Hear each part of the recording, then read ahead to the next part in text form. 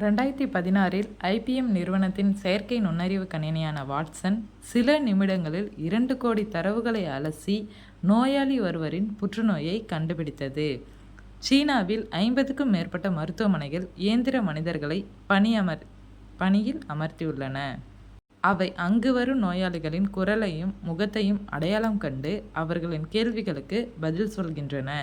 சீன மொழியின் வெவ்வேறு வட்டார வழக்கங்களையும் கூட அவை புரிந்து பதிலளிக்கின்றன. பேரண்ட பெருவெடிப்பு கருந்துளைகள் பற்றிய ஸ்டீபன் ஹாக்கினின் ஆராய்ச்சிகள் முக்கியமானவை. இப்பேரண்டம் பெருவெடிப்பினால் உருவானது என்பதற்கான சான்றுகளை கணிதவியல் அடிப்படையில் விளக்கினார். ஸ்டீஃபன் ஹாக்கின் என்ன சொல்கிறாங்கன்னா, இப்பேரண்டம் பெருவெடிப்பினால் தான் உருவாகிருக்கு அப்படின்னு சொல்கிறாங்க. இப்புவியின் படைப்பில் கடவுள் போன்ற ஒருவர் பின்னணியில் இருந்தார் என்பதை மறுத்தார். பிரபஞ்சத்தை இயக்கும் ஆற்றலாக கடவுள் என்ற ஒருவரை கட்டமைக்க வேண்டியதில்லை என்றார். சீன நாட்டில் காண்டன் நகருக்கு 500 கல் வடக்கே சூவன் சவ் என்னும் துறைமுக நகர் உள்ளது.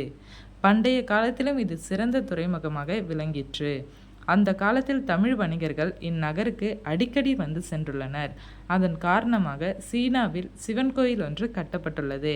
அது சீன பேரரசரான குப்லாய் கானின் ஆணையின் கீழ் கட்டப்பட்டது என்பதை குறிக்கும் தமிழ் கல்வெட்டு இன்றும் இக்கோவிலில் உள்ளது. இக்கோவிலில் சோழர் கால சிற்பங்கள் அமைக்கப்பட்டுள்ளன. ஸ்டீஃபன் ஹாக்கிங் எழுதிய நூல்களுள் காலத்தின் சுருக்கமான வரலாறு என்ற நூல் 40 மொழிகளில் மொழிபெயர்க்கப்பட்டுள்ளது.